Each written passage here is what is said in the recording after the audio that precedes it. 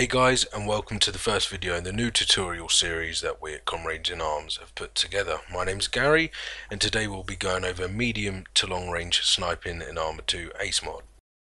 Alright guys, so let's get started. Let's take a look at my gear first of all. So I've got the TAC 50 anti-material sniper rifle. I've got the Vector 21B rangefinders with the batteries, make sure you get them. And I've got the Kestrel 4500. That's used to measure your wind, your elevation, all that kind of good stuff. So that's all we need to get started. Alright, so let's take a look at our medium range target. There he is in the crosshairs. So what do we need to know? We need to know distance to target and direction to target. So what we're going to do is bring up our rangefinders.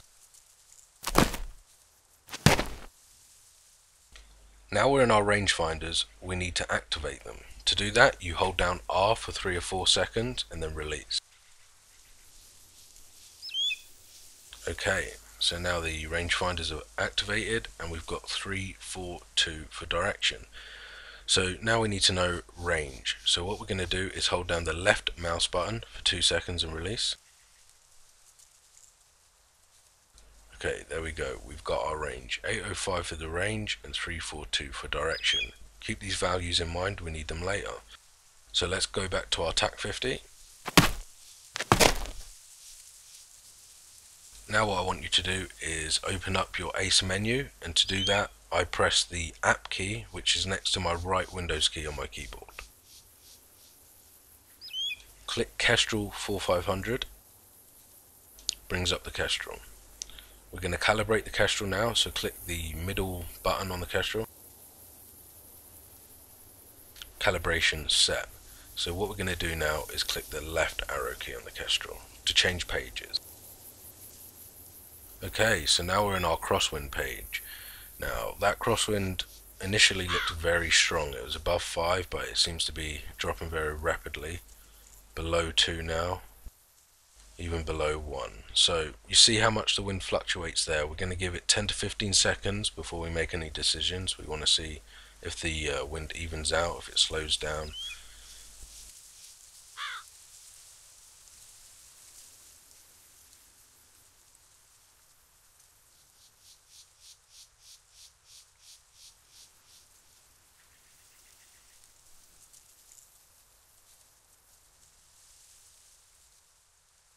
Okay, going by this wind, it didn't go above 1.5 again, and now it's dropping. So I'm going to use a value of 1 for my crosswind, 1 ms. Let's click the left arrow key on the Kestrel. Okay, so now we're going to the headwind page. Now we have a very stable headwind at 0.24. As I said, that it started to rise. So what we do, again, we'll wait a few seconds to see how much it fluctuates.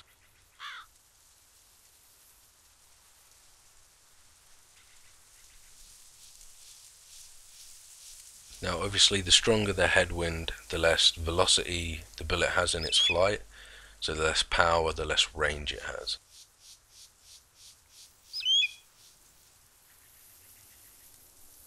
Okay, so we're going to go with the a headwind value of 0.5, which should be sufficient. So let's click the left arrow key again. Now we're at altitude elevation page. Remember, when you're sniping, if you're shooting on an incline or a decline, then you will tend to shoot high, so you have to take that into consideration and adjust a bit. This kind of floor is quite flat, so we're good here. We're going to back out the Kestrel now and zoom into target. Shift and spacebar to deploy your bipod.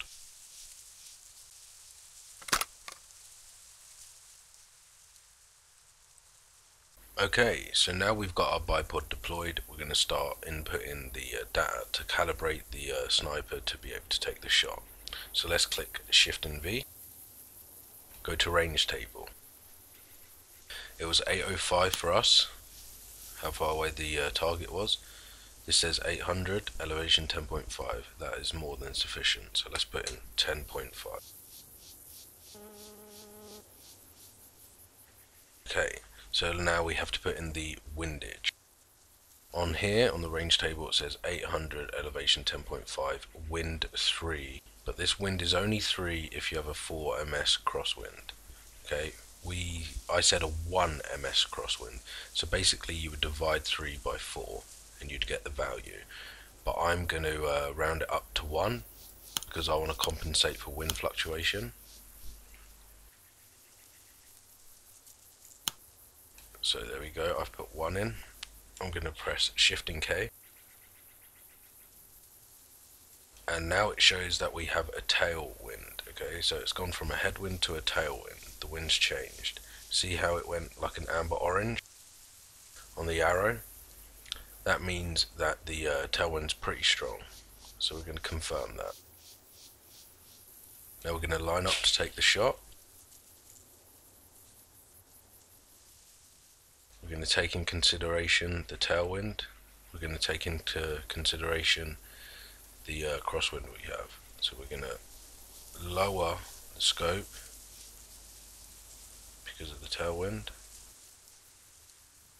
We're going to shoot off to the right a little bit to compensate for the crosswind. So around the shoulder area, neck area. So I'm going to line up the shot now and take it.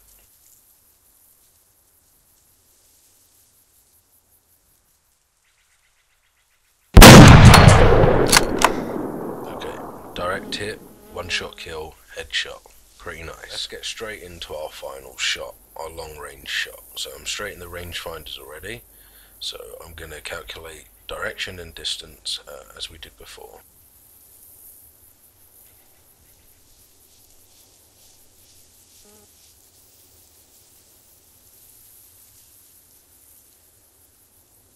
Okay, so direction is 360 or 0. And range is 1470 meters. So this is a very, very long range shot. So, okay, so let's switch back to our TAC 50. And let's bring up our ace menu key again. And let's go on the Kestrel. We're going to recalibrate the Kestrel. Middle key. Calibration set. Left arrow. Look at the crosswind for 10 to 15 seconds. Let's see what happens.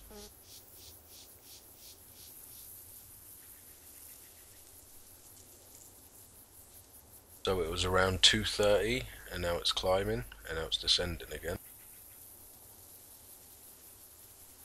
Okay, I'm happy with a crosswind value of 2 ms for this shot. 2 ms. Let's click the left arrow. We have a tailwind. Right now, a tailwind of 3.5. Okay, it's dropping. We'll give it 10 to 15 seconds again.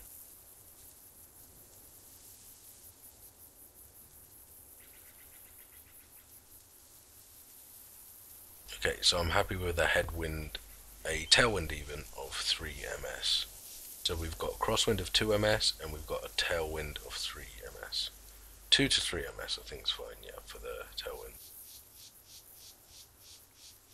So we're going to click the left arrow key now. Near enough the same elevation, and we're shooting more declined now, so we have to exaggerate our correction for the elevation. Let's get into scope, zoom in on target. As always, shift and space bar for your bipod. Bring up your range tables, shift and V.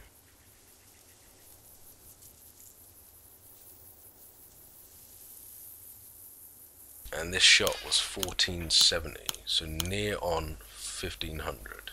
So what I'm going to do is I'm going to use 1500. I'm going to put 48 for the MOA, 48 for the MOA, and I said 2 ms for the wind. As I said before, these values are in 4 ms, so I'm going to half this value. It'll be 4.2. So I'm going to put 4.2 in the winded.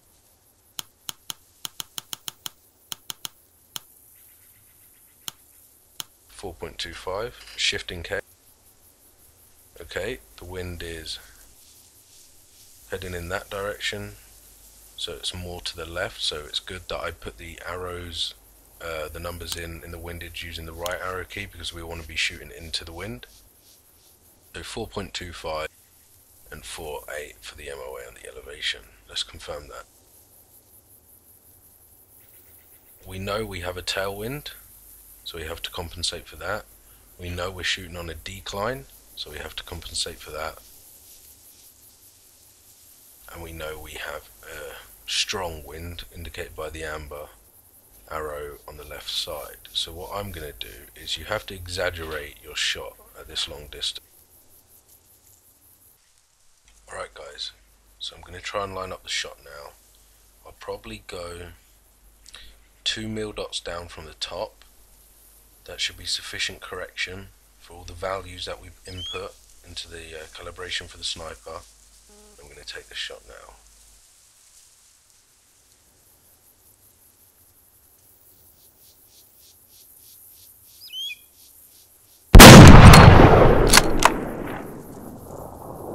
There we go. One shot kill at nearly 1500 meters. Lovely. Hey guys, and thanks for checking out our videos. There'll be more tutorials to come. If you'd like to join one of our Comrades in Arms co-op nights, please go to ciahome.net. Until then, take care.